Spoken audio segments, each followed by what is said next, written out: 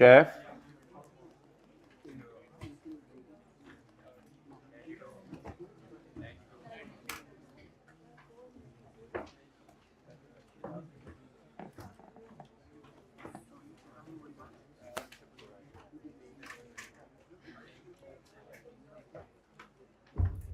Learning curve is a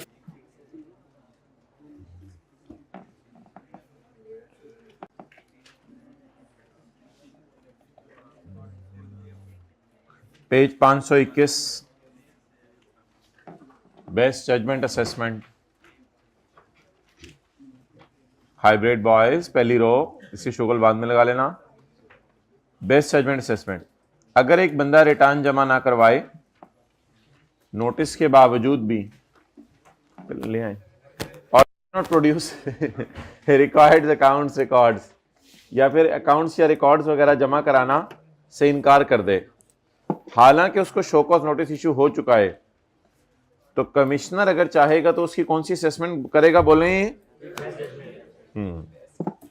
अगर एक बंदा 60 दिन में बेस्ट जजमेंट असेसमेंट के बाद अपनी रिटर्न जमा करवा दे तो show cause notice assessment order को फेंक दिया जाएगा।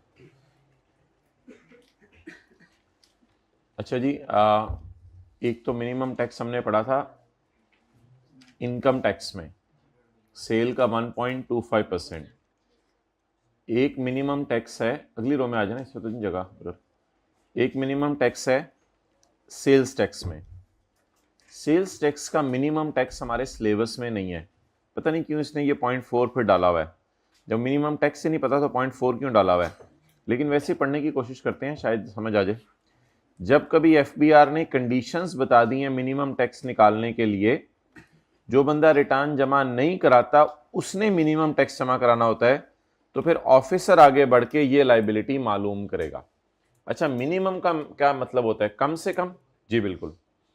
तो अगर कोई एफबीआर वाले कंडीशंस लगा दें मिनिमम टैक्स निकालने के लिए किसी बंदे के लिए जो रिटर्न जमा नहीं करा रहा, कभी कभी लोग रिटर्न जमा नहीं करा रहे होते तो एफबीआर वाले कहते हैं चलो यार कम से कम इतना टैक्स तो जमा करा दो ना। अब वो बंदे ने कहा कितना, आगे उसने जवाब दिया the officer shall determine such liability. अब बात पूरी सुन लें दोबारा। जो लोग रिटर्न जमा नहीं करा रहे होते उन्हें कमिश्नर कहता है कम से कम इतना टैक्स तो जमा करवा दो, तो टैक्स पेयर ने पूछा कितना, आखिरी लाइन में लिखा है the officer shall determine such liability. एक दो फिक्रा को मसला तो पूछ ले।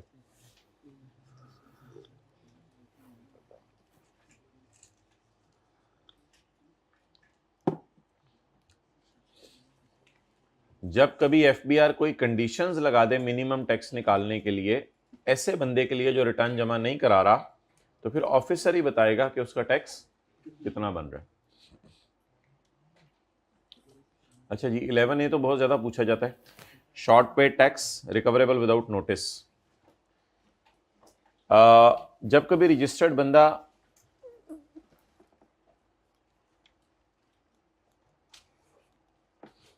होमवर्क के सवाल में तो कोई मसला नहीं था ना? हाँ, बल्कि मसला था, वो मैंने डिस्कस क्लास में ही कर लिया था। अच्छा,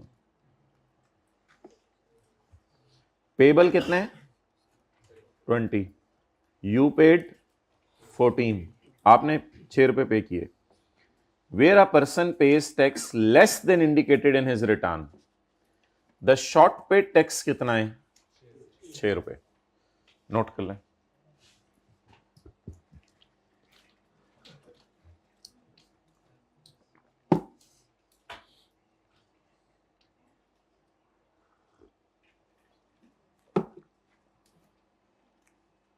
जब एक रजिस्टर्ड बंदा टैक्स पे करे less than indicated in his return, can you tell me what is indicated in his return? 20. What he paid? 14. What is short paid, guys? What is payment? 14. What is indicated in his return? 20. Short पे tax including default surcharge. Default surcharge क्या होता है? Late payment पे interest shall be recovered from him, shall be relaxed to him, shall be recovered from him. कैसे recover करेंगे? उसका coat बेचें, साथ वाले के जूते उतारें, उसकी बॉल पॉइंट छीन लें, उसका कैलकुलेटर ले लें, क्या करें? क्या करें? मफलर उतार लें उसका। By stopping removal of goods from business premises, उसकी दुकान के बाहर ताला लगा दिया जाएगा और उसको अंदर बंद कर दिया जाएगा और कहा जाएगा तुम जानो, तुम्हारी चीजें जाने, अब हम तुम्हें और तुम्हारी चीजों को बेच देंगे। By stopping removal of goods from business premises, और उसके बिजनेस बैंक अकाउंट को अटैच कर दिया जाएगा। इसका मतलब यह है कि उसके परस में पैसे पड़े होंगे लेकिन वो किसी को पे नहीं कर सकेगा। परस में नहीं, बैंक में। उसके बैंक में पैसे पड़े होंगे, वो किसी को पे। ये सारा करने से पहले उसको वो नहीं किया जाएगा। कल वाली क्लास ली थी तो वो का मतलब बताएं, शो कर। ये सारा करने से पहले उसको बार्किंग नहीं की जाएगी। वजह पता है क्या है? आप देखें, एक डॉगी बैठा हुआ था, आप उससे खुद पंगा लेके आए, वो सोया हुआ था, उसे उठा के भाग गए, जैसे बैल मार के नहीं भागते, तो आप उसे उठा के भागे। अब वो भौंक के तो नहीं काटेगा, अब वो पूरी प्लानिंग करेगा। जब आप जा रहे होंगे तो कॉलेज की दीवार से, जब आप अंदर होंगे तो दीवार से छलांग मार के एकदम पीछे से आके काट के चला जाएगा। वो बार्किंग नहीं करेगा, वो बार्किंग नहीं करेगा। तो बताएं, अच्छा आपको लगे कि आपने खुद पंगा लिया है? Page tax less than indicated in his return, आपने अपनी रिटर्न से भी कम टैक्स जमा करवाया। अब जब आप खुद पंगे लेके आए तो ये ना कहें कि तूने आके मुझे क्यों मारा, तो आपने पंगा खुद लिया। अब ये जो शॉर्ट पेड अमाउंट है, it is recoverable without show cause notice. Show cause notice के बगैर ये अमाउंट आपसे रिकवर की जाएगी। बोले कौन सी अमाउंट शो कॉज नोटिस के बगैर रिकवर की जाएगी? Where a person pays tax less than indicated in his, तो फिर शॉर्ट पेड अमाउंट नोटिस के बगैर रिकवर कर ली जाएगी। लेकिन अगर आपने पेनल्टी लगानी है ना, जुर्माना, तो उससे पहले आप एक दफा क्या भेज दें? Show cause notice. पेनल्टी लगाने से पहले शो कॉज नोटिस भेज दें, वो कोई मसला नहीं। पेनल्टी लगाना चाहते हैं तो फिर शो कॉज नोटिस भेज दें, डन। लेकिन वैसे नोटिस भेजने की जरूरत, तो प्रिंसिपल अमाउंट जो आपने मारी है जमा डिफॉल्ट सरचार्ज, इसके लिए नो नोटिस। लेकिन अगर आपने जुर्माना लगाने, जुर्माना आप लगाएंगे, यार 10,000 रुपये जुर्माना दो, टैक्स पे कहेगा यार छोड़ो यार, अब मैंने आपको 6 जमा करवा दिए, नहीं यार 10,000 जुर्माना दो। कहते हैं यार बहुत मसले थे, बच्चों की स्कूल फीस देनी थी, ये करना था, वो करना था, ऐसे ना करो, पंगे ना लो, बेगम ने भी कुछ पैसे मांगे हुए थे, मैं क्या करता, मैं किधर जाता मैं। तो उन्होंने कहा चलो चलो तुम्हें पेनल्टी माफ कर देते हैं। तो पेनल्टी लगाने से पहले पेनल्टी शो कॉज नोटिस भेजा जाएगा। लेकिन 6 रुपए मांगने से पहले और डिफॉल्ट से चार्ज मांगने से पहले और लेट आने वाले को फेंटी लगाने से पहले शो कॉज नोटिस। अब मैं जाके इसको फेंटी लगाऊं तो आप परेशान नहीं होंगे। Without issuing him a show cause notice I will beat him, why? Because he is late. उसने खुद पंगा लिया, देखें। अब साथ वाले को छेड़ आके मुझे जगह दो। अच्छा भाई, हमारे न्यूमेरिकल के फॉर्मेट में ना 3 लाइनें होती हैं, taxable sale, zero rate sale, exempt sale. तो आज हम पढ़ने लगे हैं एग्जेम्प्ट सेल में क्या क्या चीजें आएंगी। माय डियर याद रखिएगा, एग्जेम्प्ट सेल जो है ना वो 2 किस्म की है। कुछ पर्सन्स एग्जेम्प्ट, कुछ पर्सन्स की सेल एग्जेम्प्ट है और कुछ गुड्स की सेल एग्जेम्प्ट है। Sale by cottage industry. Cottage industry जो चीजें बेचेगी वो 100 वाला बल्ब 100 में बेचती, छोटी सी तो इंडस्ट्री है, इससे क्या टैक्स लगाना। और होली कुरान बेचना, ठीक है, बकरा बेचना, दालें बेचना, ये सारी चीजें भी एग्जेम्प्ट है। तो ये नोट कर लें, एग्जेम्प्ट कुछ बंदे हैं और कुछ चीजें हैं। भाई आप 2 की जोड़ी होती है, 3 की तोड़ी होती है। ये 3 की तोड़ी इंशाल्लाह तोड़ देनी है मैंने आज। तो तुम तीनों बैठे हुए हो ना, बातें करते हो। क्या 5 की पंचोड़ी होती है?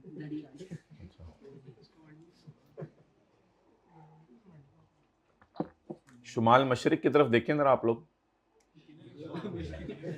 यही इट्स हाइट ऑफ एनीथिंग। इतने बड़े हो गए हैं और आपको शुमाल मशरिक नहीं पता।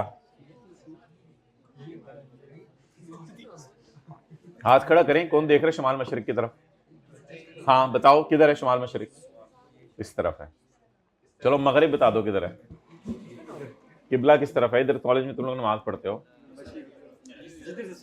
किस तरफ है पहले डिसाइड कर लो। अच्छा ये मगरिब हो गया, ठीक है। अब ये शुमाल है और ये मगरिब है, तो ये अब शुमाल मशरिक की तरफ देख लें। I appreciate you, well done, आपको 100 रुपए नाम। यार हद होगी, इतने बड़े हो गए हैं पर हद होगी, इट्स हाइट ऑफ एनीथिंग, मैंने भी बताया था। वेल डन भाई, वेल डन।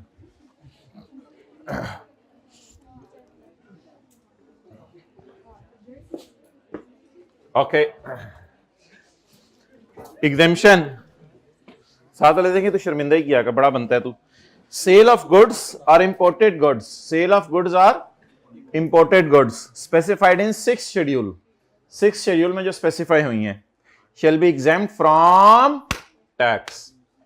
6th शेड्यूल एक लफ्ज याद कर लें, 5th शेड्यूल में जीरो रेट चीजें थी और 6th शेड्यूल में एग्जाम्प्ट चीजें। 6th शेड्यूल बस लफ्ज याद कर लें। ये मैंने आपको कहां से चीजें लिखवाई हैं? 6th शेड्यूल से। 6th शेड्यूल ये ऐसे याद रख लीजिएगा, छठी का दूध। तो supply of goods or imported, import specified in 6th schedule shall be exempt from tax subject to the condition specified. अच्छा ये वाली अगली लाइन हमने जीरो रेट सेल में पढ़ी थी, लेकिन उसने दोबारा एग्जाम्प्ट सेल में भी डाल दी है। तो चाहे तो इनको एग्जाम्प्ट करे, चाहे इनको जीरो रेट करे, मर्जी है। However, फेडरल गवर्नमेंट चाहे जब सर्कमस्टांसेस एग्जिस्ट करे इमीडिएट एक्शन लेने के लिए for the purpose national security, national disaster, national food security in emergency situation and implementation of दो मुल्कों के दरमियान एग्रीमेंट या दो से ज्यादा मुल्कों के दरमियान एग्रीमेंट। इमरजेंसी की सिचुएशन में कहता गया एग्जेम्प्ट एनी टैक्सेबल सेल और इंपोर्ट फ्रॉम होल और एनी पार्ट ऑफ टैक्स।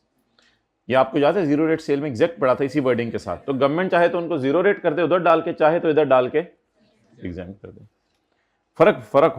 फर्क होगा जीरो रेट एग्जेम्प्ट सेल में आज हम फर्क पढ़ेंगे। The exemptions may be allowed from any previous state, हो सकता है पिछली सेल भी गवर्नमेंट एग्जाम कर दे, तो फिर लोगों को हुकूमत टैक्स वापस भी करेगी। फिर the board shall place before national assembly all notifications of exemptions issued in a financial year। Board मुंह उठा के चीजें एग्जाम्प्ट कर देगा या नेशनल असेंबली को बताएगा? नेशनल असेंबली को बताएगा कि मैंने क्या क्या चीजें माफ की। अच्छा भाई ये पिछला सेक्शन बहुत इंपॉर्टेंट है और बहुत ज्यादा आता है। अगर आप रिटर्न में कुछ और बताएं और टैक्स कुछ और दें तो short paid amount shall be recoverable without notice. Default surcharge भी लिया जाएगा लेकिन पेनल्टी नोटिस दे के ली जाएगी। ये डब्बे में है लेकिन ये आपने याद करना है। जीरो रेट सेल ये कितने परसेंट पे चार्ज होती है? 0% पे। और ये क्या होती है? इसका इनपुट टैक्स न्यूमेरिकल में हम एंड पे रिफंड लेते हैं और इसका इनपुट टैक्स डेड हो जाता है। क्या क्या चीजें आती हैं? गुड्स एक्सपोर्टेड और नोटिफाइड बाय या 5th schedule, goods listed in federal government भी और FBR भी कोई और चीजें को एग्जेम्प्ट कर। अच्छा जो बंदा सिर्फ एग्जेम्प्ट सेल कर रहा है ना, सिर्फ एग्जेम्प्ट सेल, हमारे न्यूमेरिकल में तो तीनों सेल कर रहा होता है। जो बंदा सिर्फ एग्जेम्प्ट सेल कर रहा है ना, उसने अपने आप को रजिस्टर नहीं कराना। अब एक बंदा जो है वो बकरा ईद पे बकरे बेच रहा है तो उसने अपने आप को रजिस्टर नहीं कराना, क्योंकि he is not liable to pay the tax, his only sale is बकरा। लेकिन अगर वो बकरों के साथ कार मैन्युफैक्चरिंग भी शुरू कर दे तो फिर ठीक है, फिर वो दोनों किस्म की सेल करे, फिर अपने आप को रजिस्टर कराए। लेकिन जो ओनली एग्जेम्प्ट सेल कर रहा है वो अपने आप को रजिस्टर ना कराए, कोई मसला नहीं। यहां से पता चला कि कॉटेज इंडस्ट्री ने भी अपने आप को रजिस्टर, क्योंकि ये छोटी सी इंडस्ट्री है, सेल करती रहे 100 वाले बल्ब बना के 100 में। हमने पढ़ा था 10 से कम एम्प्लॉइज हो, घरों के अंदर कहीं फैक्ट्री खुली हो तो करते रहो यार, कोई मसला नहीं। आपने अपने आप को रजिस्टर नहीं कराना। एग्जेम्प्ट सेल वाले ने अपने आप को बोले रजिस्टर नहीं करवाना। लेकिन अगर एग्जेम्प्ट और टैक्सेबल दोनों कर रहे हैं जैसे हमारे न्यूमेरिकल होते हैं, फिर तो रजिस्टर कराना। आप बिल बना के देंगे कि मैंने 10 लाख वाली गाड़ी आपको 10 लाख में बेची है, बाहर के मुल्क में एक्सपोर्ट की है, बिल बना के देंगे, उसका नाम इनवॉइस ही होगा। लेकिन यहां बिल बना के देने की भी जरूरत, सेल्स टैक्स इनवॉइस। वैसे बिल कोई आपको बना के दे दे, दालें इतने की हैं, वो उसकी मर्जी है, सेल्स टैक्स इनवॉइस नहीं बन सकती। सेल्स टैक्स इनवॉइस पे तो आपका रजिस्ट्रेशन नंबर लिखा होना चाहिए, वो तो आपने अपने आप को करवाया नहीं हुआ। तो यहां बिल बनेगा और यहां बिल से मुराद कौन सी इनवॉइस से बोलें, ये इंशाल्लाह हम सेक्शन 23 में पढ़ेंगे कि इनवॉइस क्या होती है। सेक्शन 23 वाली इनवॉइस बना के देंगे आप इधर, और इधर बना के नहीं देंगे। ये किस किस के दरमियान डिफरेंस है? अच्छा, वही यार गैस बंद और बिजली बंद वाला पॉइंट जो उधर पड़ा था इनकम टैक्स में, याद नहीं? एफबीआर को ये ताकत है कि डिसकंटिन्यू कर दे बिजली, गैस और बिजली इन लोगों की, while notifying the gas and distribution companies. किनको बता के बंद करेगी? गैस एंड डिस्ट्रीब्यूशन कंपनीज को बताएगी यार इनकी बिजली बुजली बंद कर दो। वो भाईजन की कीता है सी, कोई भी बंदा any person, wholesaler, dealer, manufacturer, including tyre 1 retailer, तो उसने आगे लिखा हुआ है ना, तो वो मैं क्यों लिखा हूं इंक्लूडिंग बड़े रिटेलर, इंक्लूडिंग अगर ये सेल्स टैक्स में अपने आप को रजिस्टर ना करवाएं। तो अनरजिस्टर्ड बंदे को एक सजा हमने ये पढ़ी थी कि इसको 4% फर्दर टैक्स देना पड़ता है, और दूसरी सजा आज हमने ये पढ़ी कि वो बंदा अपने आप को अनरजिस्टर्ड रखे तो क्या सजा मिल सकती है? जब पता चला जाए और पकड़ा जाए वो बंदा, तो उसकी बिजली गैस घूस बंद हो जाएंगे। और रजिस्टर्ड टायर 1 रिटेलर्स हैं, रजिस्टर्ड लोगों को सजा देने लगे हैं। यार वो तो रजिस्टर्ड है, उसने अपनी दुकान बेचारे ने रजिस्टर कराई हुई है। हाँ, अगर रिटेलर्स के लिए जरूरी है कि एक मशीन रखा करें अपनी दुकान पे जिसको इंटीग्रेट करें एफबीआर के सिस्टम के साथ, ताकि सेल पता चलती रहे उनको। तो अगर रजिस्टर्ड टायर 1 रिटेलर है और वो इंटीग्रेट नहीं कराता अपने आप को एफबीआर के साथ, तो भी उसे क्या सजा मिलेगी? तो जिन्होंने सिरे से रजिस्टर नहीं कराया हुआ उनकी भी गैस और बिजली बंद, और बोले आगे जिन्होंने रजिस्टर तो कराया हुआ है, इंटीग्रेट नहीं कराया हुआ, उनको भी सजा मिलेगी। तो ये किनको मिल रही है सजा? अनरजिस्टर्ड को। और ये किनको सजा मिल रही है? पहले वालों को क्यों मिल रही है? फेल्स। दूसरे वालों को क्यों मिल रही है?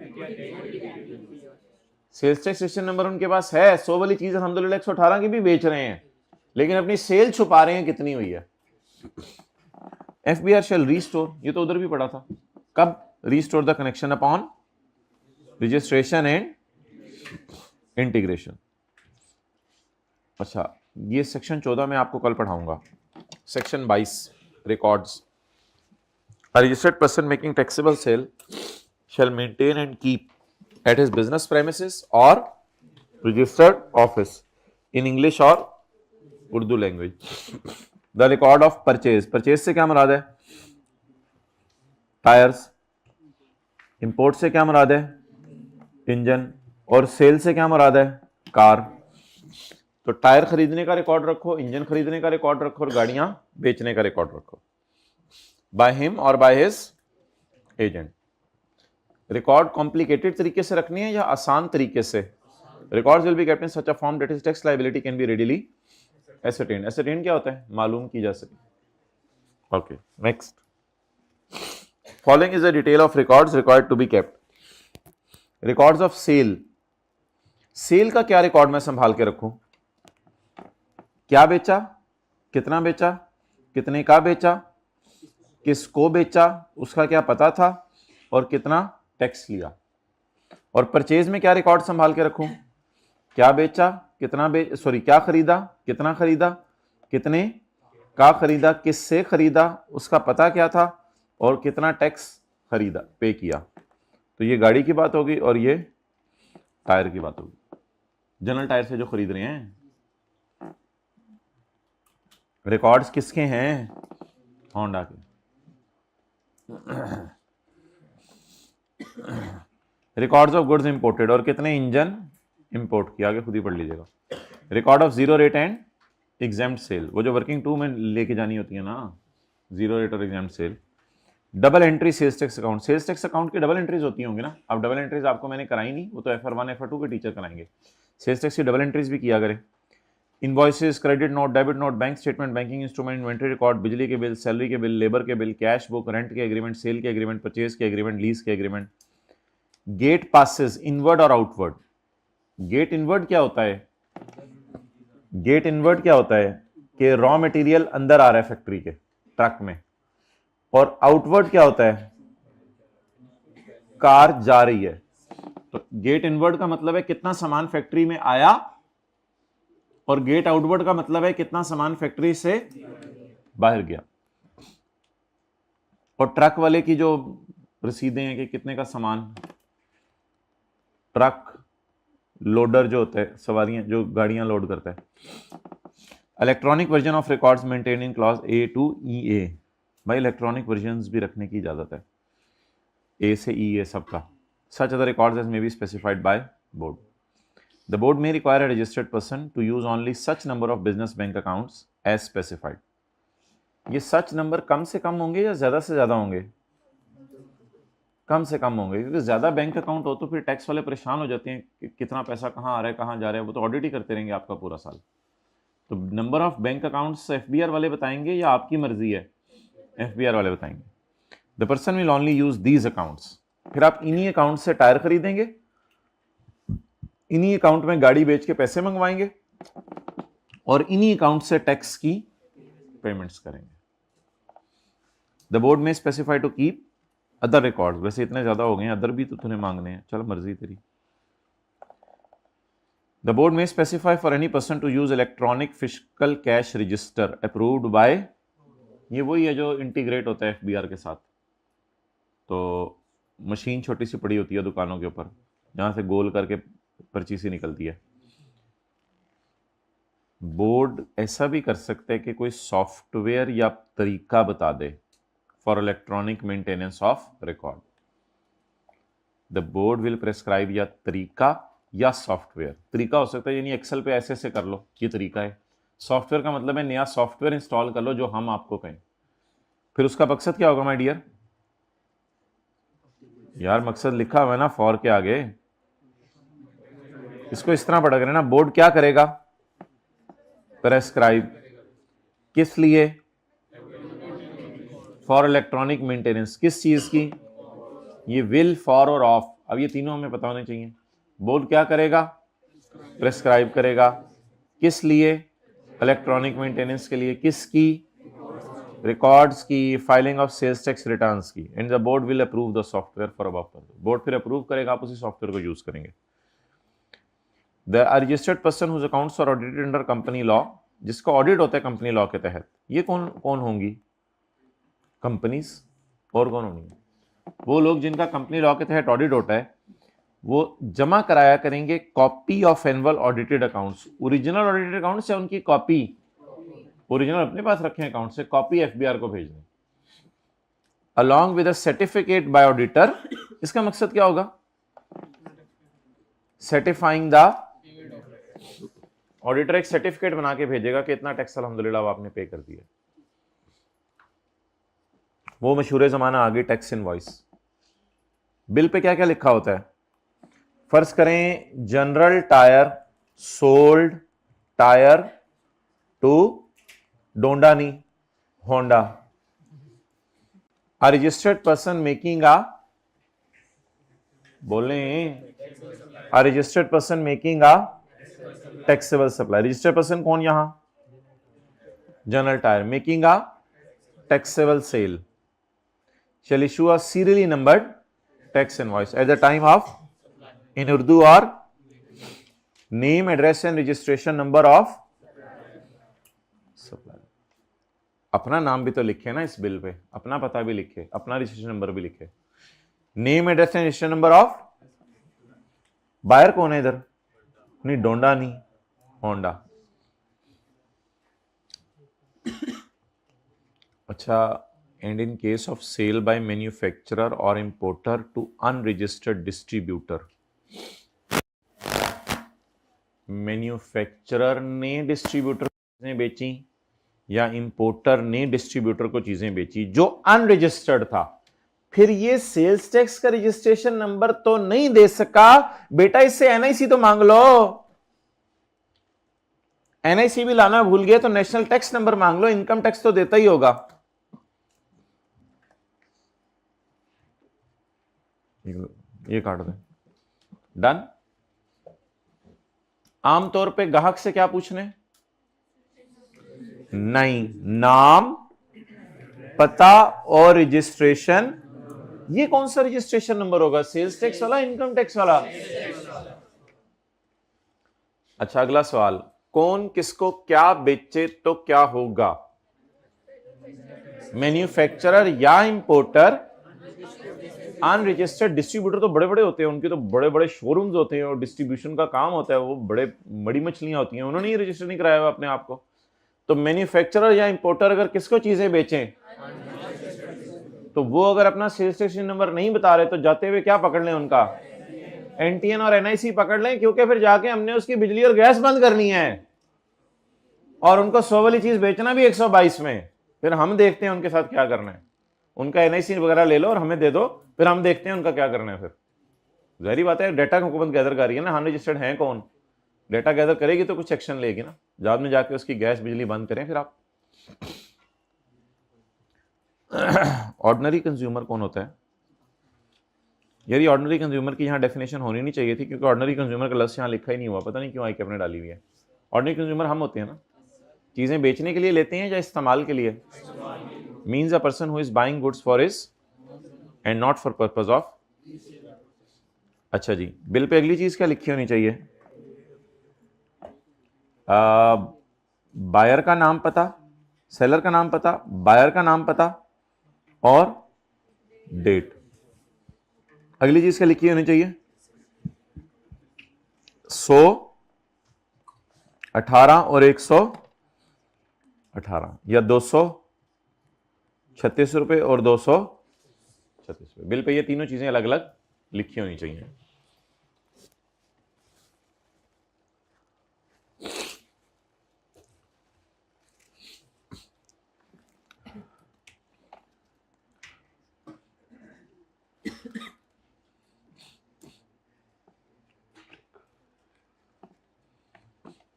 ये ब्रैकेट वाला मैं आपको बाद में पढ़ाता हूं। Description and quantity of goods. Board अगर चाहे तो डिफरेंट इनवॉइसेस बता सकता है। मॉडिफाइड का क्या मतलब है? डिफरेंट, जिनमें जी के अलावा एच आई जे भी आएगा, पता नहीं वो क्या होंगी। For a sale only one invoice will be issued. एक सेल के कितने बिल बन सकते हैं? 2-3 2 नंबर बिल बना के दे दें या एक सेल का एक ही बिल बनेगा? अच्छा, only a registered person shall issue an invoice. Unregistered लोग भी बिल बना के दे सकते हैं? नहीं नहीं नहीं, वो उनका तो ओनली आ कॉटेज इंडस्ट्री से बना के दे सकती है इनवॉइस? नहीं, तो रजिस्टर्ड बंदा ही इनवॉइस बना के देता है, और कौन देता है? इसमें क्या लिखने की बात थी? A registered person making a taxable sale shall subject to conditions, restrictions, limitations as specified by notification official specify to issue electronic invoices. ये ना फिक्रे की मुझे वो ड्राफ्टिंग सही नहीं लग रही। थीम इसकी ये है कि रजिस्टर्ड बंदा अगर हुकूमत कहे तो इलेक्ट्रॉनिक इन्वॉइसेस भेजेगा। इस फिक्रे की थीम कल मैं आपको सही करा दूंगा, तो इसको भी रहने दें। कॉन्सेप्ट तो समझ आ गया ना? अगर बोर्ड चाहे तो रजिस्टर्ड बंदे को क्या कहे? अच्छा भी, ये यान और फैब्रिक जो है ना, कपड़ा शपड़ा, इन चीज़ों में ना, टेक्सटाइल कंपनीज में अल्फाज यूज होते हैं काउंट, डिनायर और कंस्ट्रक्शन किस प्रोसेस से हुई। तो क्वांटिटी, क्वालिटी, डिनायर एंड कंस्ट्रक्शन किस तरह हुई, ये भी बताना बिल पे ज़रूरी है। तो ये सिर्फ किन लोगों के लिए है? टेक्सटाइल, यान एंड फैब्रिक। पता नहीं इन लोगों के लिए आया हुआ है। ये लाइन पहले तो नहीं होती थी, पहले आसान सा होता था जो मैंने येलो में लिखा हुआ है। क्या? Description and quantity of goods. लेकिन टेक्सटाइल, यान और फैब्रिक वालों ने ज़बानी याद करे, 3 चीज़ें और बतानी है, काउंट, डिनायर एंड कंस्ट्रक्शन। डिनायर देख लें जरा डिक्शनरी में क्या होता है। अगला चैप्टर निकालें, चैप्टर 21, कोई बता दे जरा। पेज 550 न्यूमेरिकल कर रहे थे हम।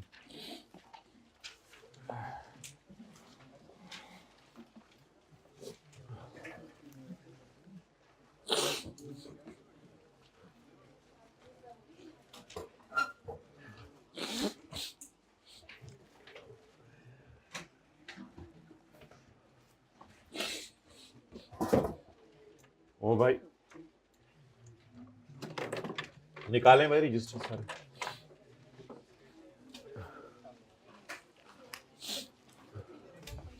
Unit of measurement, denier, unit of measurement, measure करने का तरीका बस, और क्या होता है।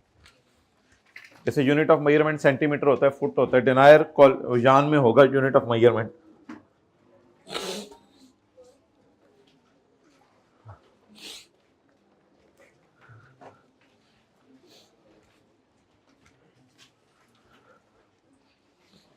भाई आज फोकस करके ना 15-20 मिनट लगाइएगा, थ्योरी वाला बड़ा आसान है याद करने वाला, कोई इतना मुश्किल नहीं है जी।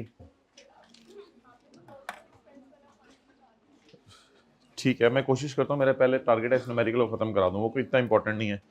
अच्छा भाई, इंक्लूड का लफ्ज हाईलाइट करें, कहां कहां आ रहा है बता दो यार। एक तो यहां पे आ रहा है, इसके अलावा पहले पॉइंट में भी आ रहा है इंक्लूड, कहां आ रहा है, और और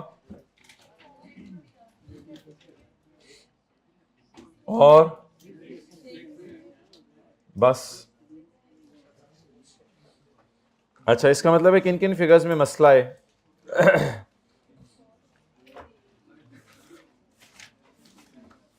इसमें मसला है,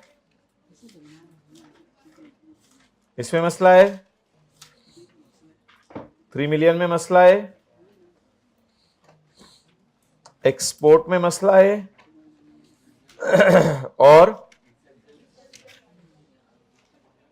एग्जाम सेल में मसला है। तो सारे मसले ऐसे ही आने सी। तो ये सारी फिगर्स डायरेक्ट यूज करेंगे या इनर कॉलम में लिखेंगे, फिर इसको सेट सुट करके बाहर लेके जाएंगे।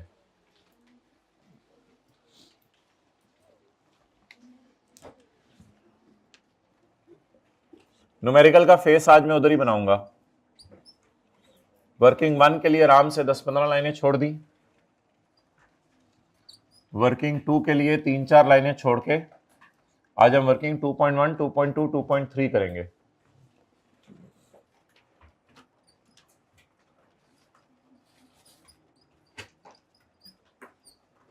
वर्किंग 2 के लिए भी 15 लाइनें, वर्किंग 1 के लिए भी 15 लाइनें, वर्किंग 3 के लिए पूरा रजिस्टर छोड़ दें, आगे 50-60 सफे छोड़ दें, तो जितने यूज हुए उतने।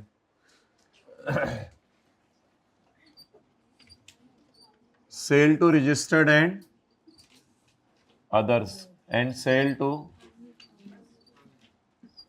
अनरजिस्टर्ड। वर्किंग 2 आमतौर पे तो 3 लाइनों में आती होती है, जिसका नाम होता है apportionment sale input others और इनपुट मशीन। अच्छा, ये ना जरा आपने अब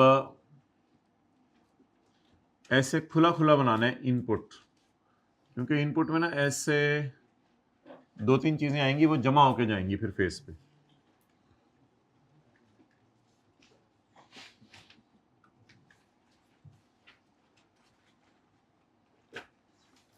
और इनपुट मशीन,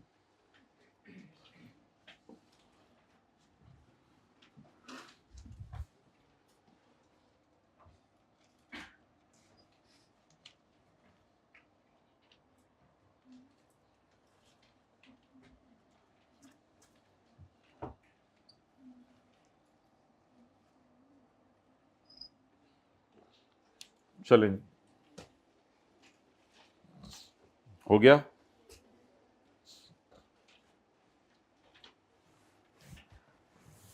चप्पला पाके आंदे, चप्पला पाके आंदे, पाया कर, कोई मसला नहीं, पढ़िया कर। Taxable goods sold to Qatar 1 lakh.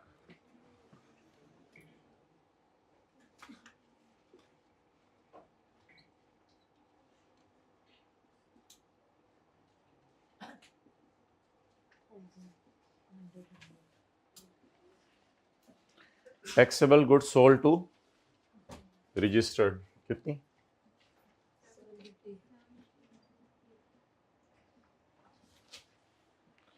Cell to जी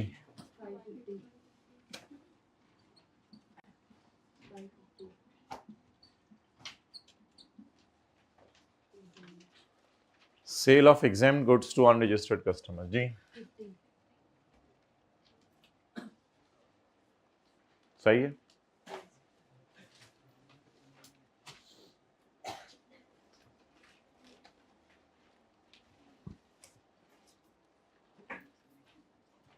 आगे चलें जी। परचेज फ्रॉम रजिस्टर्ड सप्लायर कितना?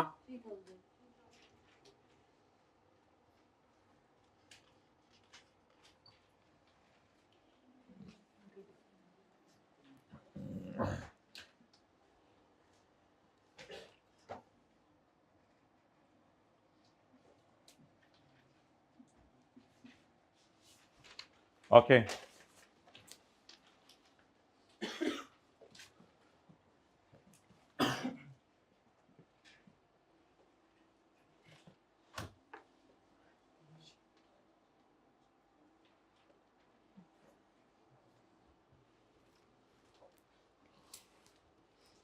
चलें जी, पहली एडजस्टमेंट पढ़ें जिधर पैकिंग मटेरियल फ्रॉम,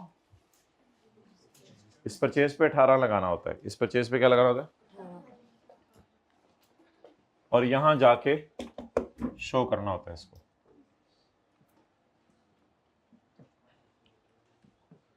लेकिन जिस परचेज के आगे मकसद बता दिया जाए पर डिसाइड कर लीजिएगा कि इस परचेज पे आप 18 दे के आए हैं, क्योंकि पैकिंग मटेरियल पे हुकूमत ने टैक्स लगाया हुआ है और दुकानदार भी रजिस्टर्ड है, तो 118 की चीज़ खरीद के आए हैं आप, इस पे 18% आपने ज़रूर लगाना है। लेकिन आगे ये इस्तेमाल किस में हो रहा है? तो packing material from registered supplier for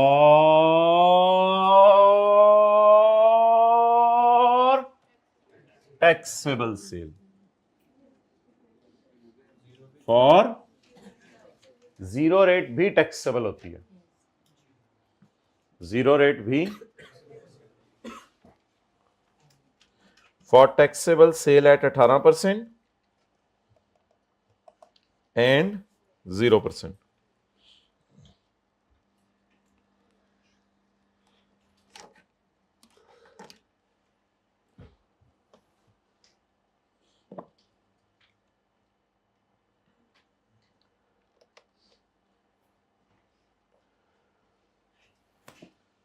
for taxable sale at 18% and 0%। कितना? 2 lakh.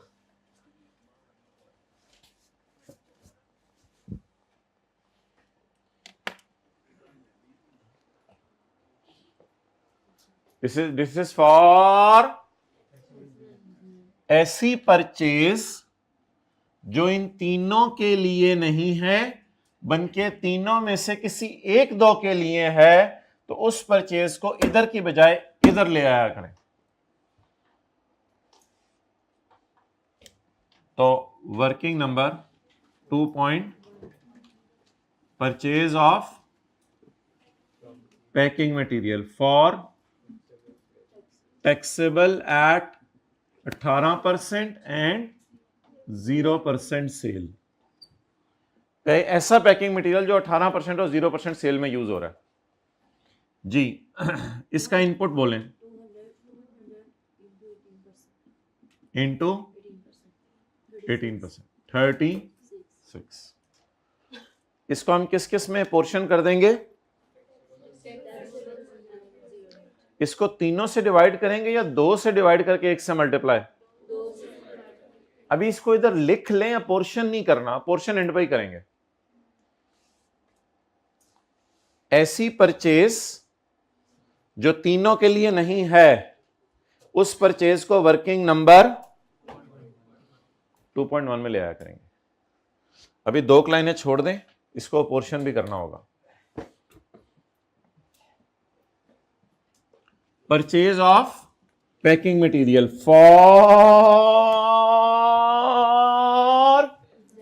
exempt sale. Working number 2.2. Purchase of packing material for exempt sale.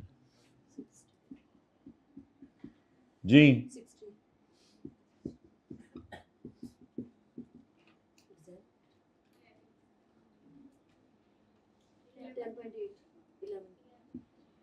ये परचेज एग्जेम्प्ट सेल के लिए है। ये परचेज मुझे पता है थोड़ी देर बाद मैंने डेड ही कर देनी है, लेकिन मुझे पहले निकाल लेने दें। इस परचेज से कौन सी चीजें बन रही हैं जिन पे टैक्स एग्जेम्प्ट है, लेकिन ये परचेज तो एग्जेम्प्ट नहीं है।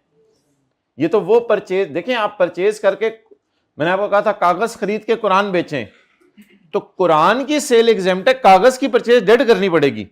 तो ये परचेज इंशाल्लाह अभी मैं फेस पे जाके यहां डेड करा दूंगा आपको, कोई मसला नहीं।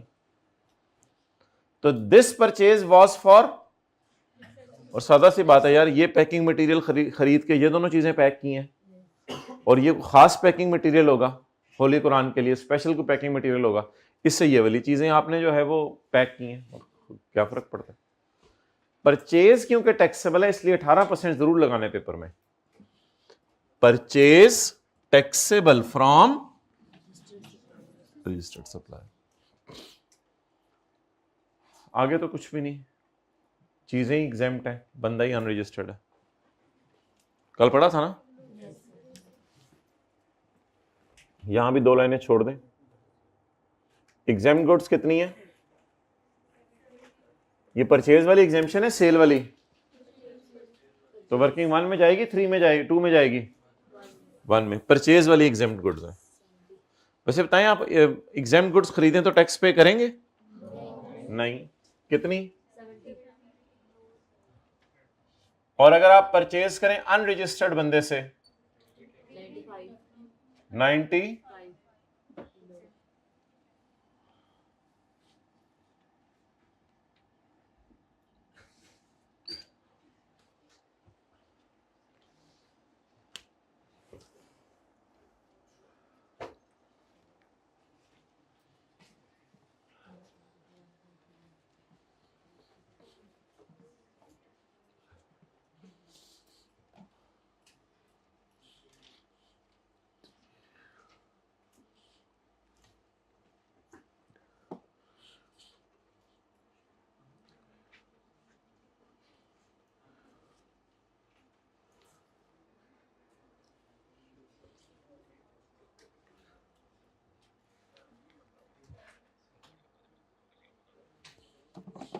Cell of taxable goods to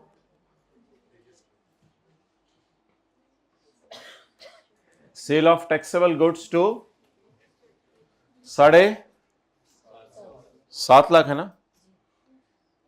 इसमें एक सेल पड़ी है 2 लाख की, जो कि एक जानने वाले को बेची है 25% डिस्काउंट पे। हालांकि नॉर्मली डिस्काउंट कितना है? इसका मतलब है ये फिगर किस पे पड़ी है? इधर देख ही नहीं रहे। ये फिगर किस पे पड़ी है? क्योंकि इससे 25% डिस्काउंट माइनस हो चुका है, तो इसको 2 लाख को निकाल के 10% डिस्काउंट वाली फिगर लानी है।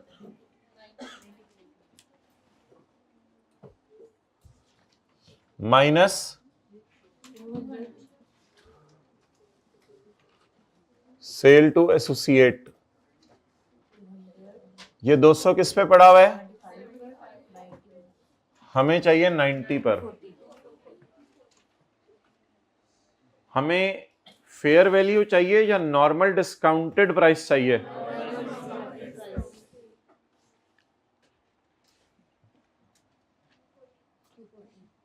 माइनस 200 करके प्लस 240 कर दिया। लेकिन होमवर्क के सवाल में, कल वाले होमवर्क के सवाल में नॉर्मल डिस्काउंट दिया ही नहीं हुआ था, इसलिए हमने सारा डिस्काउंट ही उल्टा दिया था। ओके,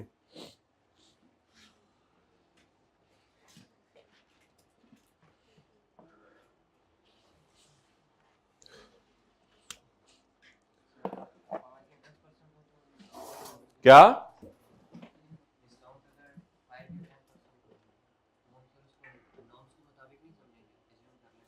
नेवर, वो सवाल बताएगा, हमें क्या पता बिजनेस की नॉर्म्स के। अच्छा जी, 0.2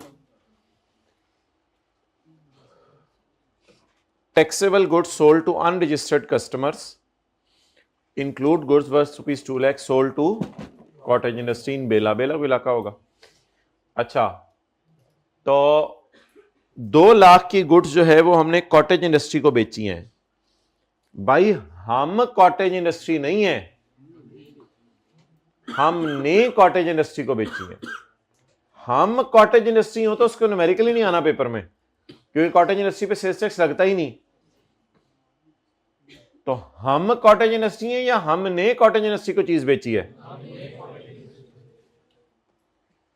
ये हमने डाली हुई है सेल टू अनरजिस्टर्ड में। हाँ ठीक है, कॉटेज इंडस्ट्री ने अपने आप को रजिस्टर नहीं करवाया होगा, ये बात अपनी जगह है, कॉटेज इंडस्ट्री ने अपने आप को रजिस्टर नहीं करवाया होगा। लेकिन अब करें क्या इसका हल? मोहतरम, इसका हल ये होगा कि आप जो है वो जाएंगे और जाके जो है वो डायग्राम देखेंगे जो आपको क्लास के अंदर करवाई हुई है।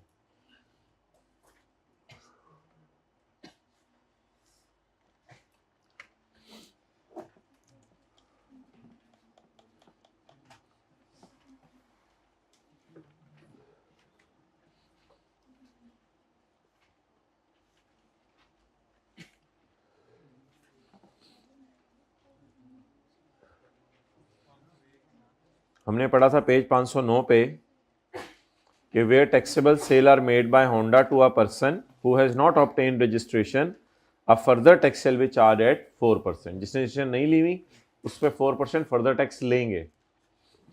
फिर अगले सफ़े पे हमने पढ़ा था 510 पे, लेकिन अगर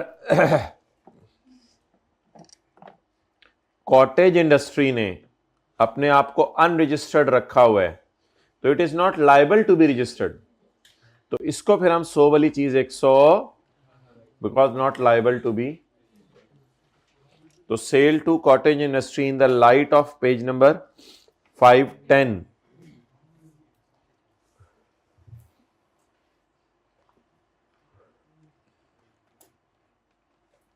पेज 510 की रोशनी में ये क्या बन जाएगी? सेल बोले टैक्सेबल एट 18%। लेकिन हमने तो ऐसी जगह रखी हुई है जहां 18+4 लगने। क्या करें? रिक्लासिफाई। यहां पड़ी हुई है ना, तो यहां से निकालें माइनस, यहां डाल दें। और आज के बाद याद रखिएगा सेल टू कॉटेज इंडस्ट्री जहां भी पड़ी हो यहां लेके आया करनी है। ये रजिस्टर्ड नहीं है, अदर्स भी तो लिखा हुआ है ना आगे।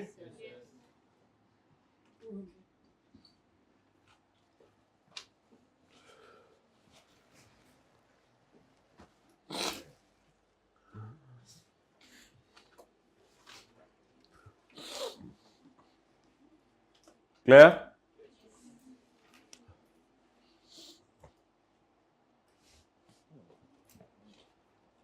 असल में कॉटेज इंडस्ट्री हमारे पास आई और आके हमें कहा कुछ चीज़ें बेचो।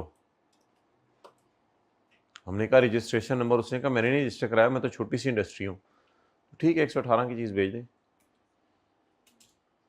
आगे चलें। The rest of the goods, rest of the goods पहले देख तो लें कितनी है, टोटल कितनी है? माइनस 200 कितनी बच गई? 350। 350 रेस्ट ऑफ द गुड्स हैं। इनका क्या करना है? कहते हैं मैं बताता हूं। बताता हूं, बता, कान इधर कर। The rest of the goods was sold to educational institutions. बाकी चीजें हमने किसी तालीमी इदारे को बेची हैं। तो तालीमी इदारा is not liable to be registered, क्योंकि ना ये होलसेलर, ना रिटेलर, ना डीलर, ना और कुछ। तो ये तो एंड कंज्यूमर है, यानी इसने बस चीज़ें इस्तेमाल करनी है। तो इसकी क्यों जान लेनी है? तालीमी इदारे से हमने पूछा कि तुम अनरजिस्टर्ड हो? उसने कहा हाँ अल्हम्दुलिल्लाह। तो हमने कहा रजिस्ट्रेशन नंबर। पंजाब यूनिवर्सिटी का कोई बच्चा इधर बैठा हुआ था वेटिंग रूम में, आपने कहा तुम्हारा रोल नंबर? कहते हैं नहीं मेरे पास। तो उसने कहा I am not liable to be registered, मैं सीए कर ही नहीं रहा, मैं तो दोस्त के लिए इन्फॉर्मेशन लेने के लिए आया था, और आइंदा मेरी तौबा मैं आता हूँ तुम लोगों के पास, बैठने में नहीं देते तुम लोग। तो education institution is not liable to be तो इंशाल्लाह पेज 510 की रोशनी में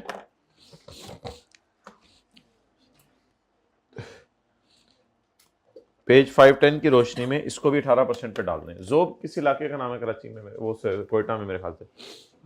अच्छा, माइनस इस 350 को भी माइनस कर दें, इज इक्वल टू डालने की जरूरत नहीं है बेशक। Sale to educational institution, educational institution भी एंड कंज्यूमर ही है। इसने चीजों को इस्तेमाल करके फेंक देना है, आगे बेचना नहीं है। ओके गाय गाय गाय गाय, साथ वाले से पूछें ओके गाय, गाय की तरफ से क्या जवाब आया?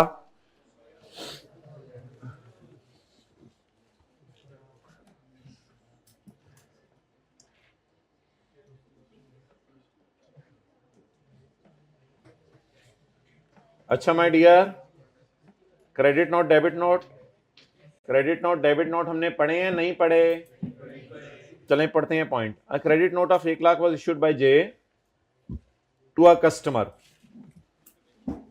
कस्टमर, कस्टमर को क्या होती है? सेल। और सप्लायर से तो बताएं वर्किंग 3 टाइप चीज है या working 1 type? Working 3 type. Sale price कम करनी है बढ़ानी है? बोलें जल्दी।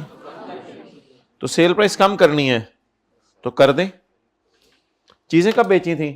नवंबर में। कोई मसला आ गया तो अब सेल प्राइस क्या करनी है? कम। क्या अभी हमने डेबिट क्रेडिट नोट पढ़े हुए हैं? तो बस छोड़े परे, फिर ये हाईलाइट कर लें बस। मुझे बताएं सेल प्राइस को क्या करना है? बाकी आगे पीछे ना पढ़े, इंशाल्लाह किसी दिन पढ़ लेंगे फिर जब डेबिट क्रेडिट नोट पढ़ेंगे। फिलहाल सेल कम कर दें। लेस रिडक्शन इन, जी बोलें, माइनस साइन या प्लस साइन? माइनस।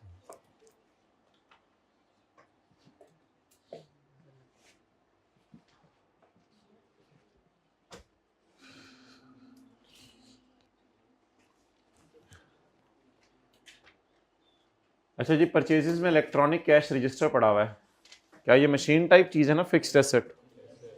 इसको उधर से निकाल के मशीन में ले आए। Minus 200 electronic cash register, 200 ज़रब 18%। छोटे लाल फड़ा जी, साजी आया। इस तरह की बातें ना किया करें छोटे, तुम बड़े फने खाओ।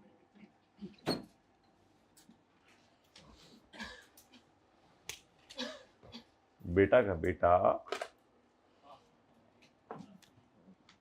काली लाल को भी फेस पे ले जाएंगे। ओके नेक्स्ट, ऑफिस इक्विपमेंट खरीदा है, ये इस्तेमाल के लिए खरीदा या बेचने के लिए? For warehouse and AC. तो मशीन भी नहीं है इलेक्ट्रॉनिक कैश, इसलिए इसकी परचेज क्या हो जाएगी? माइनस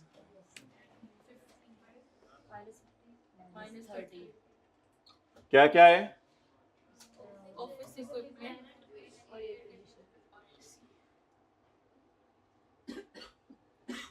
जी खंग लो तुसी खंगण वास्ते आए हो थे।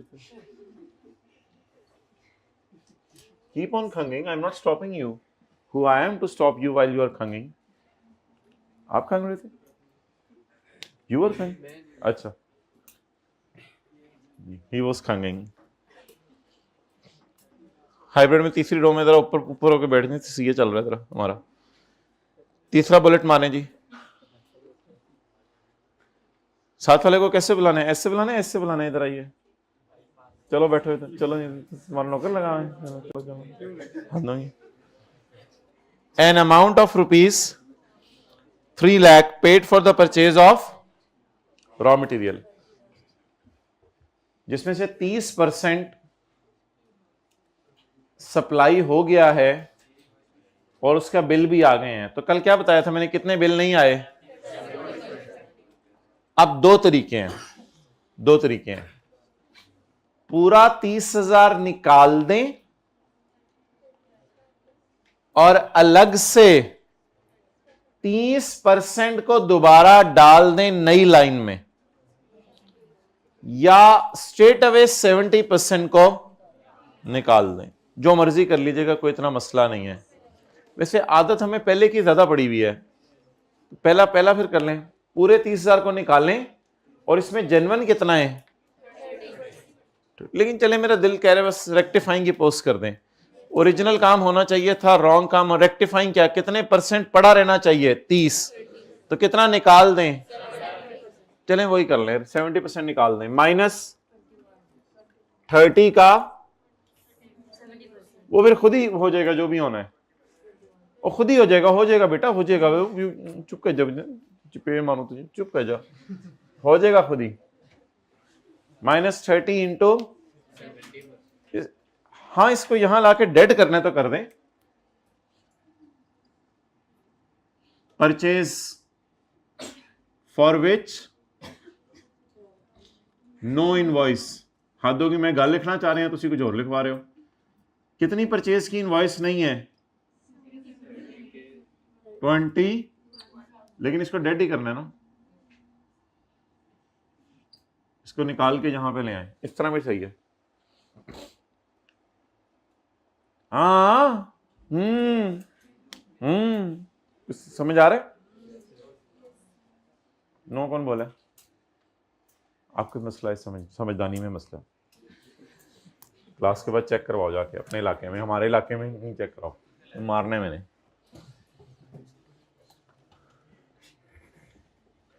वायर्स और केबल्स अनारकली के पैरों के साथ साथ चल रही हैं, and electrical and sanitary fittings, these items are used in renovation of factory building. तो बता दें क्या ये मशीन है या इलेक्ट्रॉनिक कैश रजिस्टर है? उसके अलावा हर फिक्स एसेट की परचेज डेड है, तो ये फिक्स एसेट के तौर पर यूज हो रही है, तो डेड मारे। माइनस परचेज ऑफ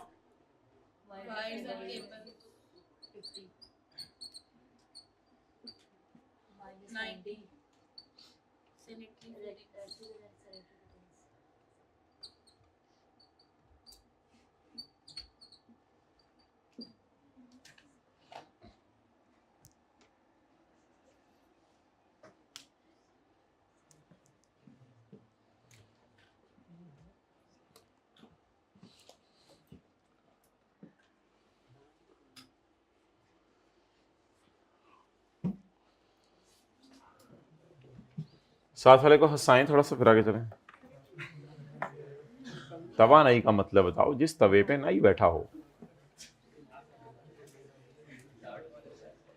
अच्छा जी चलें।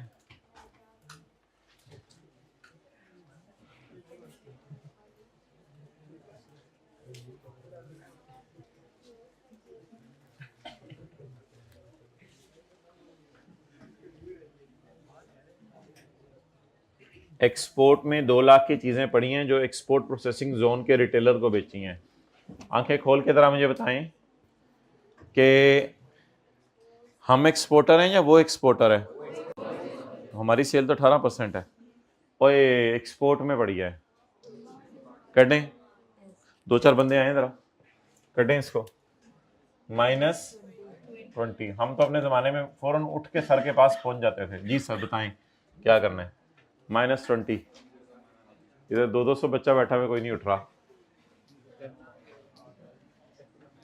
सेल टू एक्सपोर्टर, ये क्या चक्कर है? सेल टू एक्सपोर्टर को मैं इधर डाल रहा हूं, सेल टू एक्सपोर्टर। हम एक्सपोर्टर को बेच रहे हैं ना चीजें, तो हम तो 18% पे बेचेंगे। हमारी सेल तो 0 रेट नहीं है। किसकी होगी 0 रेट? हमारी बला से, वो तो उसकी सेल 0 रेट है। 20,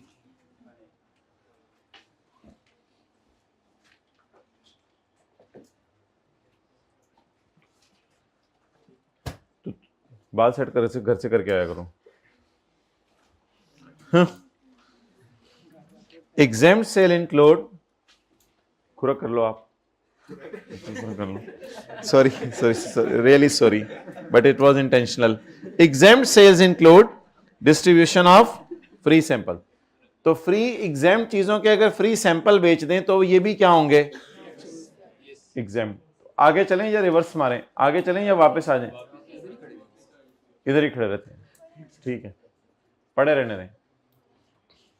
बस छोटा सा अगर आपने लिखना है तो यहां लिख सकते हैं 50 के साथ नीचे स्टार डाल के, it includes samples as well. बस इस तरह कुछ लिखना है तो लिख सकते हैं इसको स्टार डाल के, including samples of 20 as well. बस उसको बता दें कि 20 के सैंपल इसी में पड़े हुए हैं. जरा खुश हो जाएगा वो. बबलू नहीं होता तो खुश हो जाता है जरा कभी. तो इंक्लूडिंग सैंपल्स एज वेल 50 पे स्टार डाल के. या फिर अगर ज्यादा करना है तो इसको भी आई क्या पसंद करेगा, माइनस करके प्लस कर दें.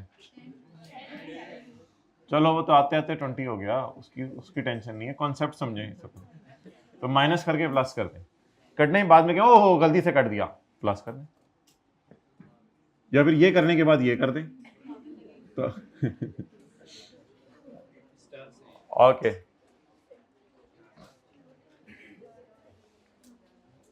एग्जेम्प्ट चीजों के सैंपल बांटना भी क्या है? एग्जेम्प्ट. मशीन, एक मशीन खरीदी है हमने. मशीन कितने की है? Is imported. यहां लाके किया करना है, करके देखें अपनी किताब पे, यहां पे रखें ऐसे हाथ, ऐसे ऐसे हो रहा है भाई. 4 पे रखो ना, वो अपने रजिस्टर पे रख के ना, रजिस्टर पे कहीं भी रख के ऐसे ऐसे कर रहा है.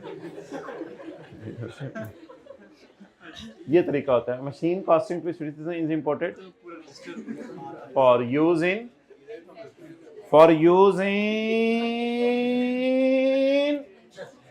Exempt sale. क्या करें? Working number 2.3.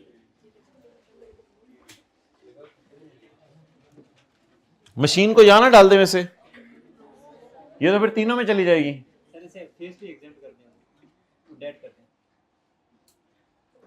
कर सकते हैं, ये तो फिर तीनों में चली जाएगी. परचेज ऑफ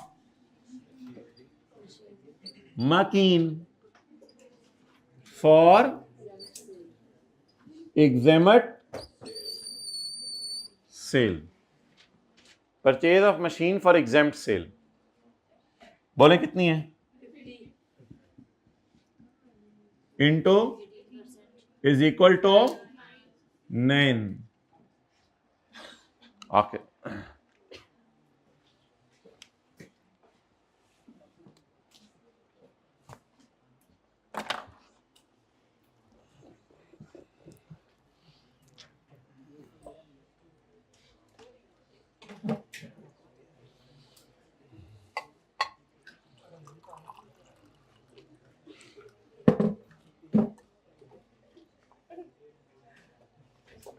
चलिए जी, बस खत्म हो गया. आखिरी पॉइंट तो फेस के लिए है, उसको बाद में देख लेंगे. तो अभी इंशाल्लाह ब्रेक लें 1 मिनट की, रिलैक्स कर जाए. साथ वाले का कंधा आज यूज करें. साथ वाले का कंधा माय डियर, साथ वाले का कंधा, अपना सर उस पर रख दें. अब कुछ सिचुएशन इस तरह की बनेगी कि आपका सर उसके कंधे पे होगा और उसका सर आपके सर पे होगा. इसी तरह बनेगा ना? हाँ ऑब्वियसली, फिर क्योंकि उसका कंधा तो फ्री नहीं है. तो ट्राई करें ये तो जो मैंने बताया. आप अपना सर उसके कंधे पे रखें, अब उसका सर आपके सर पे होगा. एंड जुओं की ट्रांसफर बड़ी free. Really sorry for that.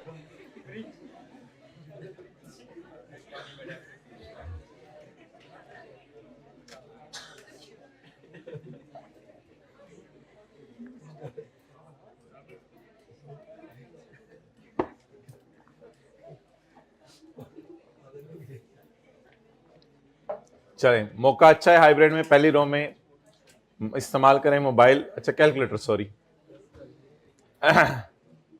चलें जी. अच्छा भाई, अब न्यूमेरिकल के फेस के लिए आ जाए.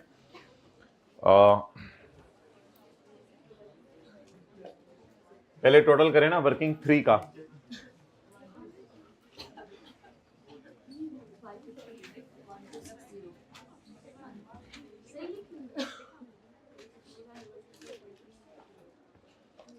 वर्किंग 3 का टोटल कर दें भाई 1260। अच्छा अब कुछ भी नहीं भाई, ये बहुत आसान काम है। ये जो आप लोग इधर देख रहे हैं ना, अब इसने 3 की बजाय 2 या 1 चीज में पोर्शन होना है। काम को मुश्किल नहीं है, आई एग्री कि लेंथी काम है, क्योंकि कि यूटर्न लेके आ जाओ, काम तो आसान है, यूटर्न लेके आ जाना, थोड़ा सा लंबा है काम, बस क्या करें। इंटू 18% 460।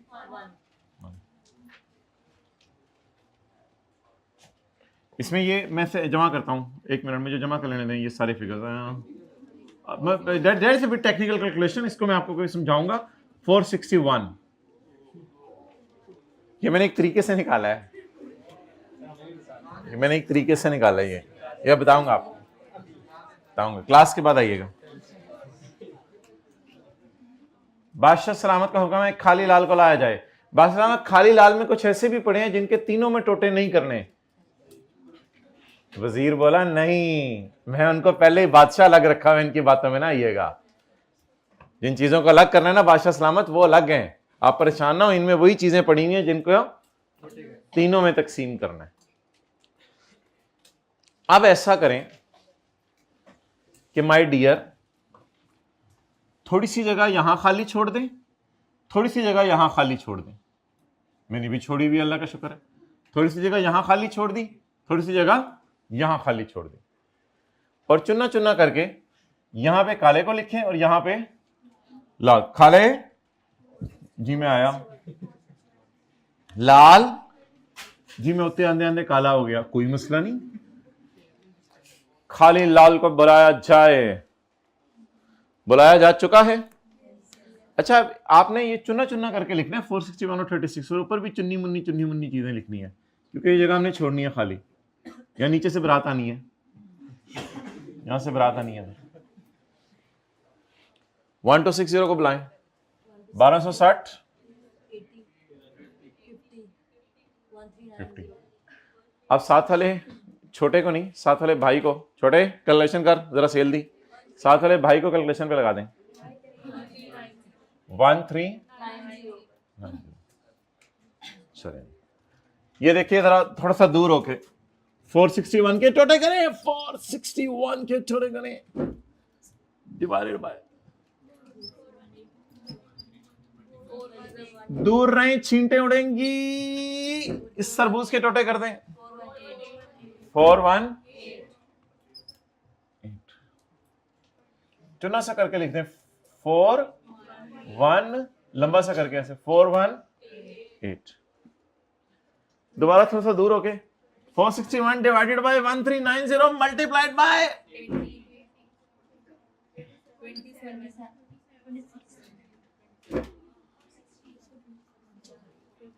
20।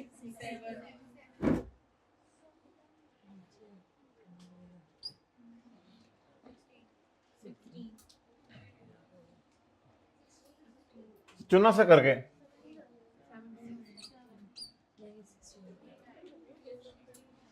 461। अच्छा भाई आप लोग इनको लड़ने दें, आप लोग मेरी बात सुने। 16 आएगा 17 आएगा, आप लोग सारे मेरी बात सुने। डिवाइड बाय मल्टीप्लाई बाय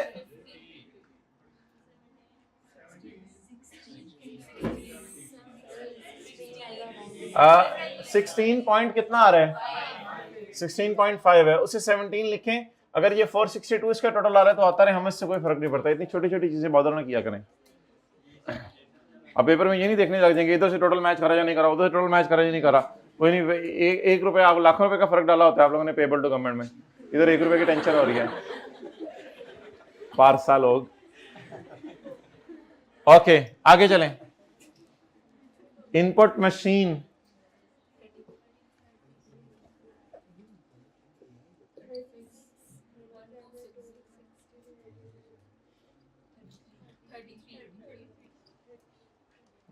चुना सा करके 33, क्योंकि आगे भी कुछ आना है, लंबा सा करके ये 33।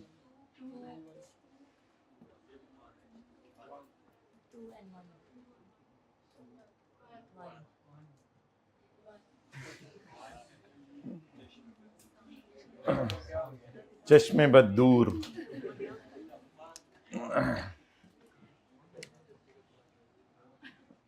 पहले ये सीरियसनेस खत्म करो अपने चेहरे से, अब हम पढ़ेंगे आगे। ना करो।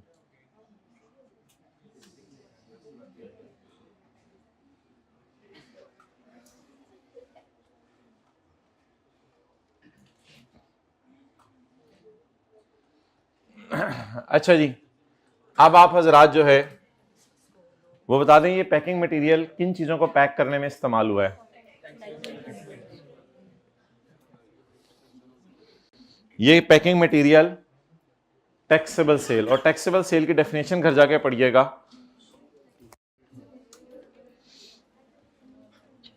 टैक्सेबल सेल की डेफिनेशन घर जाके पढ़िएगा तो आपको मिलेगा पेज 505 पे। Taxable sale means 18% and 0 rate as well. 36 को तकसीम कर दें 2 में। 36 बोले बोले बोले बोले डिवाइडेड बाय, जल्दी जल्दी जल्दी जल्दी, 1260 जमा 80 ज़रब 1200। एग्री करते हैं सारे? आसान कैलकुलेशन है, लंबी है मैं मान रहा हूं।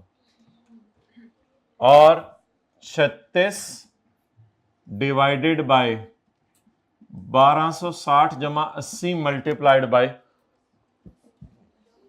80। Any confusion? समझ आ गया? 3 पे तकसीम की है या 2 पे तकसीम की है? अब्बू अम्मी और बीवी के लिए है या बच्चों के लिए भी है? अब्बू अम्मी और बीवी के लिए, उनमें तकसीम कर दें। रशीद ये था, मैं ऐसे ही हाथ ढीला छोड़ के परेशान हो रहा था, प्रैक्टिस कर रहा था, नहीं क्या होना है कल। ये निकला, हाँ हाँ ही थक गया है। इज इक्वल टू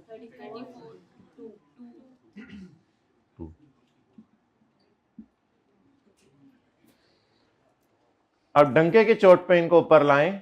जिन लोगों ने चुना चुना करके 418 और 27 लिखा हुआ है, चुना चुना करके सामने लाएं। जमा इज इक्वल टू की जगह छोड़ दें, जमा 2 इज इक्वल टू भी करना है आगे। तो 34 को उधर फेंक दे, 2 को इधर फेंक दे। लेकिन पुत्र इसका टोटल 36 यहां नहीं लिखना, ये 34 + 2 का टोटल यहां 36 नहीं लिखना, बस उसकी खैर है, उसकी कोई जरूरत नहीं वो, क्योंकि ये वाली टोटल्स वाली फिगर न्यूमेरिकल के फेस पे जानी नहीं।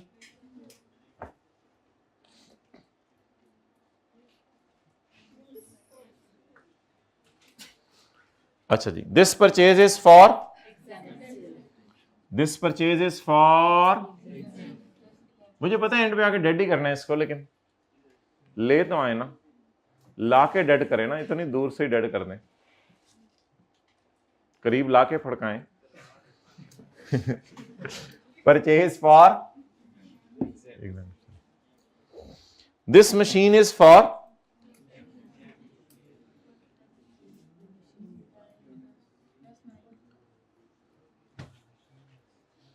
चले जी अल्हम्दुलिल्लाह, this is done as well. खुशियां मनाएं, खुशियां मनाएं।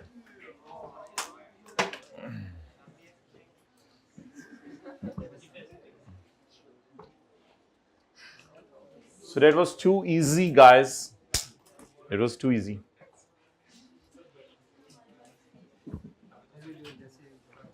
घर में ऐसे कर लीजिएगा, लेकिन खिड़की से बाहर फेंकना।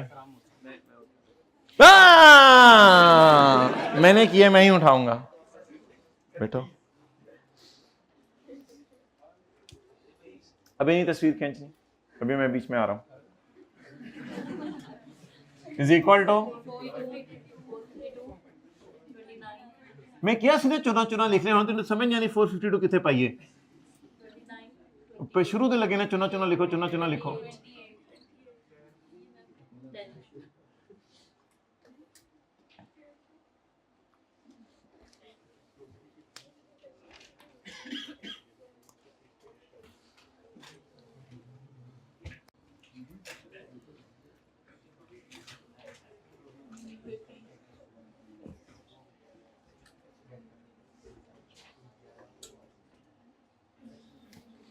चलें जी, पहले तो वो करें ना, रिफंडेबल ऑन 0 रेट, 29 जमा 2, बोले 31, 29 जमा 2 31। कहां से आए हैं ये? कहां से आए हैं? क्या बंदे हैं?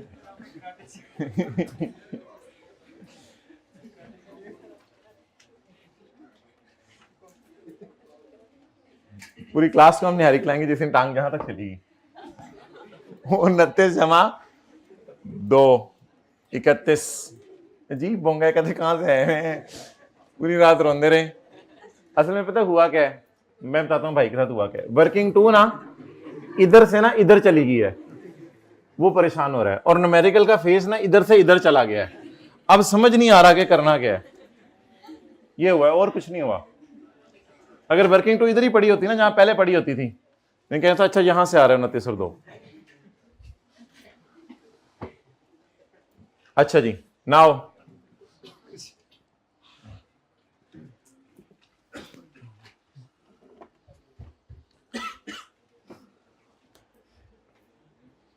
अब आपकी नजर सिर्फ होनी चाहिए यहां पे, यहां पे, और न्यूमेरिकल के फेस पे एक लाइन है बस वहां पे।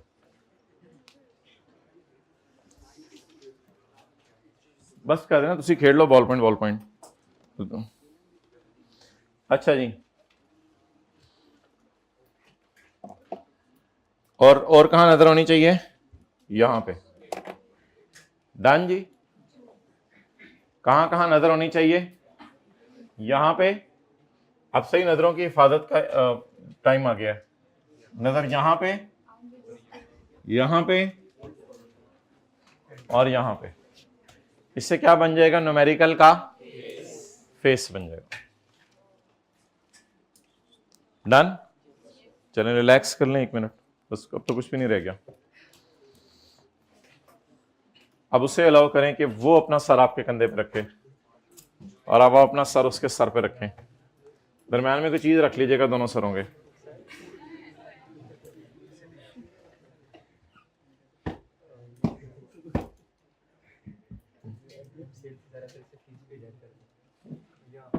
बेहतर है कि इसी तरह लागे करो। चलें जी वापस आ जाएं, अंडू करें, कंट्रोल जेड, वापस अपनी सिचुएशन पोजीशन पे आ जाएं, पोजीशन संभाल लें अपनी, दुश्मन ने आ जाना है, जल्दी करें, तुसी एक दूसरे से कंधे तेज सोए रहना है। अच्छा जी, अब ये एडजस्टमेंट पढ़ें। यार इधर देखना, बॉल पॉइंट ऐसे पकड़ी जैसे लामा इकबाल है, तो इधर देख, ये देख क्या लगा हुआ इसको, इधर देख। यार नहीं, ये गलत है। Sales tax brought forward from January is 2,45,000। इसको कहां लेके जाना होता है? फेस पे। Brought forward from January, this amount was inclusive of 1,20,000 paid on chemical which could not be used before the expiry date and consequently it was destroyed. ये हमने पढ़ना है जाके चैप्टर नंबर 21 में कि डिस्ट्रॉय चीज का इनपुट भी डेड करना है। अब आपके जहन में क्या आ रहा है, मैं फेस पे 2,45,000 लेके जाऊं या इस 2,45,000 में कोई मसला है? इसमें कौन सी गुड्स पड़ी हैं? डिस्ट्रॉयड। क्या डिस्ट्रॉयड गुड्स अभी तक हमने पढ़ी हैं या बस जिंदगी में सुनी हुई हैं? पढ़ी तो हमने आज तक कभी नहीं डिस्ट्रॉयड गुड्स। तो फिलहाल मेरी मान लें, पिछलियां भी मन के वेख लिया, जरा टेस्ट हो रहा है, सानू पता है साडे नाल। अच्छा, फिलहाल मेरी मान लें, इसमें से ये माइनस कर दें तो बाकी इनपुट हम ले लेते हैं, तो फिर डिस्ट्रॉयड गुड्स कभी पढ़ लेंगे। तो आपके ख्याल से 245 को फेस पे ले जाऊं या इसमें से 120 माइनस कर दूं? तो रूल बोले डिस्ट्रॉयड गुड्स का इनपुट फारक कर देने, लेकिन किसी दिन इसको पढ़ लेंगे। नहीं भी समझ आई तो कोई मसला नहीं, अभी पढ़ा नहीं हुआ, कोई मसला नहीं। बाकी सारा उसी तरह, अल्लाह का शुक्र है। चलें जी, आउटपुट सेल जी में आई 1 to 60 into 18%. जी जी जी। अच्छा, अब ना एक चीज है, मैं सोच रहा था, अब मैं साथ साथ बताऊंगा मैं कहां से चीजें उठा रहा हूं। भाई ये यहां से उठाई है 1 to 6, ठीक है बेटा, यहां से उठाई। उठो बेटा, आंखें खोलो। 2 to 7 less 8 put less input. Lower of. चलो कराची वाले भाई एक्चुअल बताओ जल्दी से, जल्दी तो। Excellent, 452, good. 450 प्लस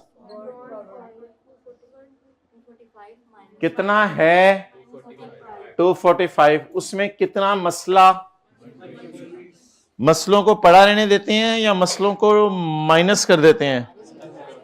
मसलों को माइनस कर देते हैं। करें साथ वाले को माइनस, क्लास से माइनस करें उसे। ओ गाय, व्हाट एन अफेक्शन विद साथ वाला। 245 माइनस 120।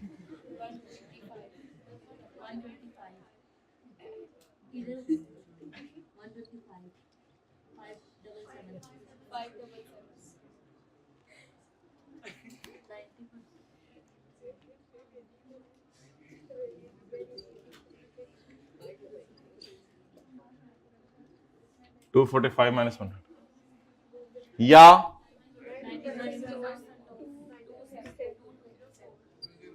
तू तेरा सीधा हो जा, तू तीनों क्यों है? 204 पुत्र खलो जा, जिनका माथा नजर नहीं आ रहा, माथा नजर नहीं आ रहा जी, माथा साइलेंट पे हुआ है जी। बेटा इन दोनों में से क्या माइनस करेंगे? अच्छा तो चुप करो, तो बोलो क्या है? क्या, कौन सा, कितना, बोलो क्या? 204। कितना माइनस करने को खलो जा दोबारा, मैं तो नहीं उठाया। कितना माइनस करने को दिल चाह, पंजाबी समझ आती है, ऐसे ही मारते हैं, ये पंजाबी समझ नहीं आ रही। अच्छा हम कितना माइनस करने को दिल चाह रहे हैं? ऊपर वाला। तो माइनस कौन सा किया? अब क्या करें? इन सबको साथ ले जाना जो पीछे से जो है वो नवाला दे रहे हैं। कैरी फॉरवर्ड, बोलो कितना माइनस करने को दिल चाह रहा था? 577। कितना माइनस किया? कितना अगले महीने? ठीक है, खड़े रहो। अच्छा 23।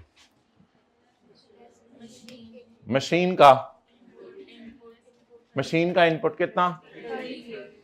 33।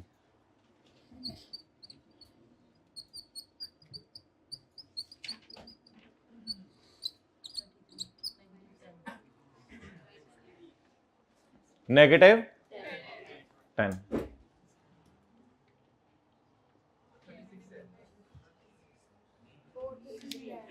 थर्टी 36 नहीं है भाई, ये नहीं उठाते होते। नजरों की हिफाजत करो यहाँ पे। ये वैसे भी मुझे चेक कराओ, मसला लग रहा है आपका मुझे। ये क्या दीवाने यार, 33 उठाना है यार। वर्किंग 2 यार, तेरी मेहरबानी, आइंदा थल्ले आया कर। मैं ये ना कल से ये ऊपर ले जाऊंगा, कल से उसको नीचे ही रखूंगा। लाइन के बगैर। अच्छा जी चलिए, मुझे ना बताएं 36 वाला बच्चा कौन सा है। आइंदा जब भी मुझे नजर आएगा फिर मुझे दुख होगा। जिसने भी बोला 36 वो हमारी क्लास में नहीं था, वो जिन था या किसी बच्चे पर जिन आया होगा, मुझे नहीं पता। 33 है भाई। आप ऐसे देख रहे हो कि आपको भी समझ नहीं आ रहा 33 क्यों है। आपकी आंखें बोल रही हैं। यही है ना, ये डेड हो जाने, इस सारे को तो काट दिया करें ना, ये डेड हो जाने, ये री फंड हो जाने। ठीक है, ओके। अच्छा अब भाई एक चीज है, हाँ बड़ी इंपॉर्टेंट है, बहुत ज़्यादा इंपॉर्टेंट, गौर से सुने। दीवार से टेक ना लगाएं हाइब्रिड में प्लीज़। बड़ी इंपॉर्टेंट है। इसके नीचे ना आपने डबल अंडरलाइन लगा दिया करनी है। नहीं क्योंकि शुक्रिया। असल में कुछ बच्चे ये करते हैं कि 4% नीचे लगा के ना फिर उस 4% फर्दर टैक्स को इससे नेट करते हैं। ये मैं इंपॉर्टेंट कॉन्सेप्ट दे रहा हूँ, आप लोग इसका मजाक उड़ा रहे हैं। तो बड़ी इंपॉर्टेंट बात है। कुछ लोग ऐसा करते हैं कि अब 4% असल में आज है नहीं, 0 का 4% 0 ही आना है, क्योंकि किसी ने क्लास के बाद आके कहना है 0 का 4% आना है। तो 0 का 4%, लेकिन अगर, चुप रहो ना अब, एक मिनट बात क्लोज करना चाह रहा हूं। लेकिन अगर यहां ऐड करते 4% और वो भी आ जाता 13-14 रुपए, तो उसको नेट नहीं कर सकते। इसलिए इस 10 के साथ ना आज पहली दफा मशीन का इनपुट माइनस करके हो गई है हमारे साथ, यानी नेगेटिव आया, आज तक कभी नहीं आया था। जब कभी मशीन का इनपुट इतना ज्यादा आ जाए कि वो नेगेटिव करके जवाब पेएबल ना आ रहा हो बल्कि उल्टा नेगेटिव आ रहा हो, तो इस मशीन का नाम हम रख दिया करेंगे मशीना। तो आज मशीना वाला न्यूमेरिकल पहली दफा आया है। तो जब मशीन का इनपुट बहुत ज्यादा हो जाए तो उसका नाम क्या रख दिया करेंगे? मशीना। चलें जी, अब ये पेएबल टू गवर्नमेंट नहीं है, नहीं, ये मेरे भाई रिफंडेबल नहीं है। इसको आपने लिखा करने सेल्स टैक्स कैरी फॉरवर्ड, इसे भी कैरी फॉरवर्ड करना है। ये रिफंड नहीं होता, ये अगले महीने मशीन के इनपुट के तौर पे माइनस कर लीजिएगा, ये रिफंड नहीं होता। It is entirely a new concept for you people.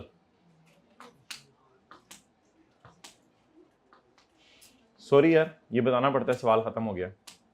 कुछ लोगों को ये भी नहीं पता चला, अब कुछ देख रहे हैं, हुण की होएगा, पढ़ ले मैनू, हुण की होएगा।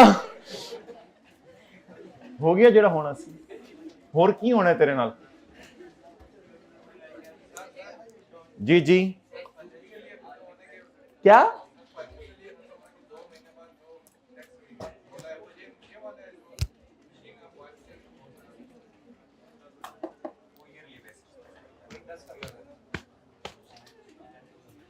जाए भाई, ये वाला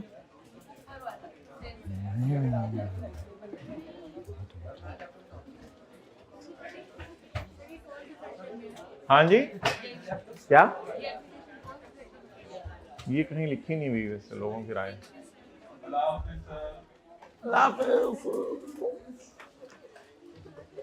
क्लोज कर दो।